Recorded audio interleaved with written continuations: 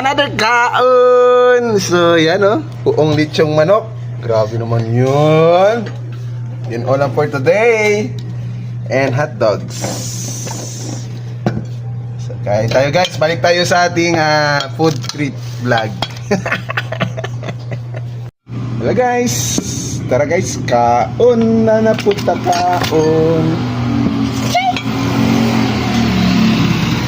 So sa may gusto nito, flex ko lang tong Bermax ating rice cooker. Lagyan ng ketchup yan. Nasa ating yellow basket or sa ating comment section ng link. Dito po. Bagong rice cooker ng TikTok, sa TikTok. So, ang link nasa comment section. Bermax rice cooker. Mura lang to, nasa 300. Ang daming freebies, sobra. Sobra pa sa freebies yung binabayaran nyo. Ano pang hinantay? Click na! Bang hinantay, kanin. Wala yung saksakan. Yan guys. Ang laki niya guys. Ilang takal? 4. O, 4 na takal. Kasyang-kasya dito. Mga 3 to 4 person. Pwedeng kumain dito sa kanin ng Bermax. Bermax. Ang laki niya.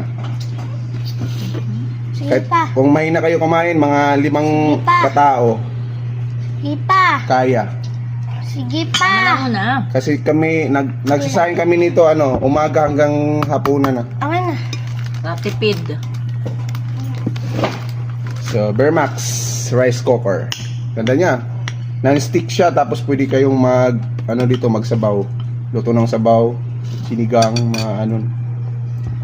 Wag lang kayo magprito. O bawal. Pwede din dyan mag-steam. Oh, may steamer pa lang libre yan. Tapos mga previous niya, ang dami. Panandok, mga ganun. May kutsara, may tinidor. Oh! Yun lang! Aray ko.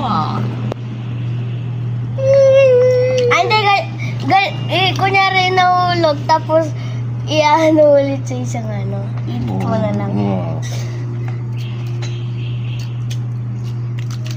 Ayan guys.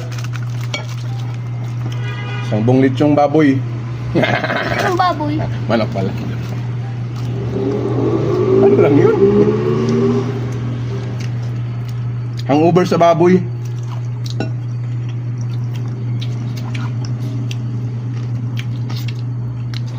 Ha? Nawala pa niya. Nawala pa ako. O, bili na kayo ha. Bukas na bukas order na. Ay, hindi, mamaya pala. Order.